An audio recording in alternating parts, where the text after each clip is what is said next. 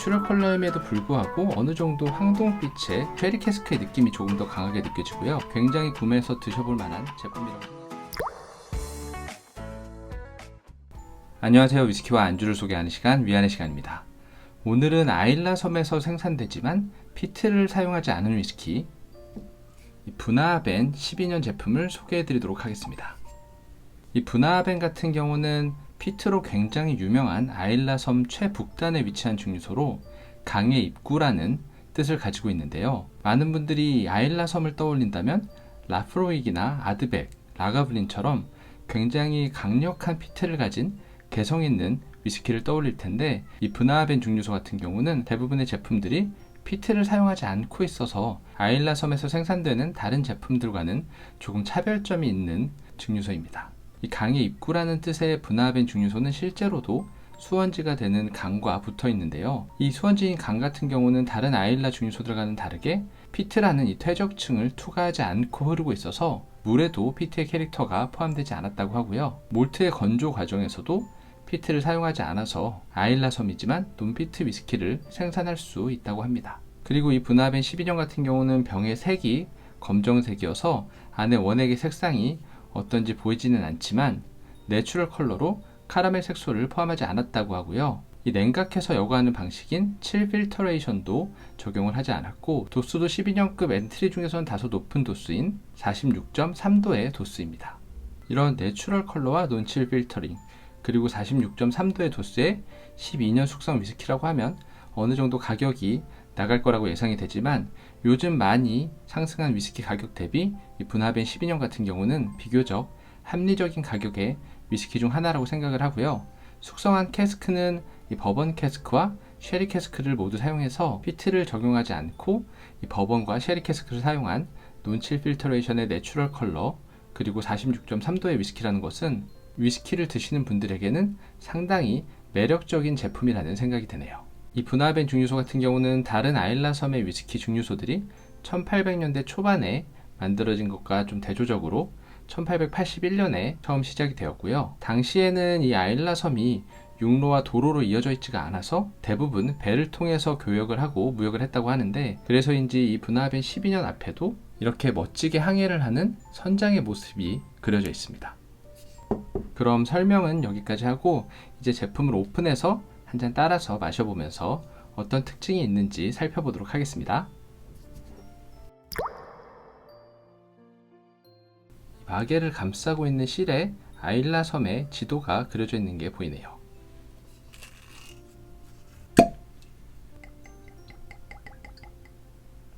먼저 색을 보면 내추럴 컬러임에도 불구하고 어느 정도 황동빛의 약간 진한 보리차 정도의 색을 보여주고요.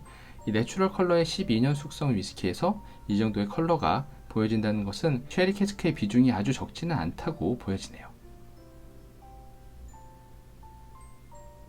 레그 같은 경우는 46.3도의 도수 대비 살짝 묽고 가늘게 흐르는 모습입니다. 그럼 향을 한번 볼게요. 방금 오픈했지만 알코올은 그렇게 강하게 느껴지지 않고 그 쉐리의 약간 과일스러운 그런 힌트와 함께 바닐라의 달달한 느낌이 잘 전해지네요. 그리고 살짝 땅콩류의 그런 고소한 느낌도 느껴지고 후추 같은 매콤함도 향에서 잘 전달이 됩니다. 그럼 맛을 한번 보겠습니다.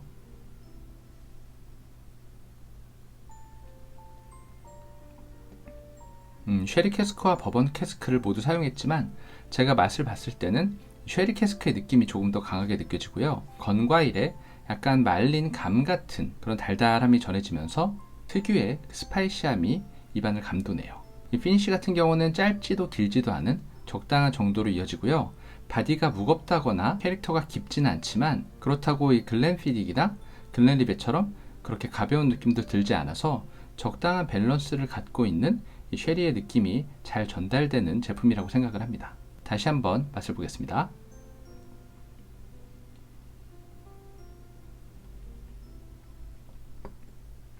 마셔봤을 때 가장 먼저 특징적으로 느껴지는 느낌은 답니다. 굉장히 달달한 편이고, 다른 제품들과 조금 차별화되는 캐릭터는 이 소금의 짠맛 같은 그런 짭짤한 맛이 입에서 느껴지는데, 아무래도 이 피트를 사용하지 않았지만 해안가에 위치해 있는 증류소 특성상 이 짭짤한 바닷바람, 해풍의 영향을 어느 정도 받았을 것으로 추정이 되어서 이런 짭짤한 캐릭터가 입혀진 것 같고요. 46.3도의 도수라고는 믿겨지지 않을 정도로 부드러운 목넘김을 갖고 있어서 향에서도 알코올이 튀지 않고 목넘김도 부드러운 이 마시기 편안한 위스키라고 생각이 됩니다.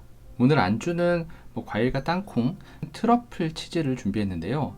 이 트러플 치즈 같은 경우는 제가 자주 위스키를 구매하는 곳 사장님께서 괜찮은 안주라고 추천을 해주셔서 구매를 해봤고요.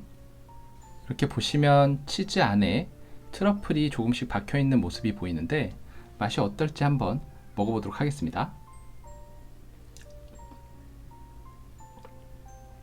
이 트러플 치즈 같은 경우는 이 트러플 향이 생각보다 굉장히 직관적으로 잘 느껴지네요. 그래서 이 위스키의 풍미가 완전히 먹혀버릴 정도로 치즈의 향이 강하고요. 제 개인적인 생각에 분화벤 12년과는 페어링하기 적절하지 않은 것 같고, 약간 강한 피트 위스키, 예를 들면 라가블린이나 아드백, 라프로익 같은 이런 제품들과 페어링 한다면 이 트러플 특유의 향이 이 피트의 훈연향과 어우러져서 고급스러운 피니쉬를 이끌어낼 것 같기도 하지만, 지금 이렇게 페어링 해봤을 때는 크게 어울린다는 생각은 들지 않습니다. 물론 이 트러플의 풍미를 좋아하시는 분들은 굉장히 좋아하실 만큼 강한 트러플 향이 나네요. 그리고 고기랑 페어링 할 때도 고기와 트러플 치즈를 같이 먹으면 풍미가 배가 될 것 같은 그런 느낌이 들기도 합니다. 그래서 마지막으로 제 의견을 조금 정리해 드리자면, 이 분화벤 12년 같은 경우는 내추럴 컬러, 논칠 필터레이션, 그리고 이 46.3도의 괜찮은 도수와 12년 숙성 싱글 몰트 위스키라는 점을 고려했을 때 굉장히 구매해서 드셔볼 만한 제품이라고 생각이 되고요. 그리고 피트를 싫어하시는 분들도 쉽게 드실 수 있도록 아일라 위스키지만 피트가 포함되지 않아서 접근하기도 괜찮을 것 같습니다. 이 전반적인 캐릭터는 달달한 쉐리 캐스크 숙성 위스키, 그런 결이라고 느껴지고요. 다만 하나 마음에 걸리는 것은 이 소금의 짭짤한 맛이 느껴지기 때문에 이 짠맛에 거부감이 있으신 분들은 피하시는 게 좋을 것 같다는 생각이 드네요. 그럼 오늘 영상은 여기서 마치겠고요. 이 분화벤 12년이 궁금하셨던 분들에게 이 영상이 조금이나마 도움이 되었으면 좋겠습니다. 그럼 다들 오늘도 즐거운 위스키 생활 되세요.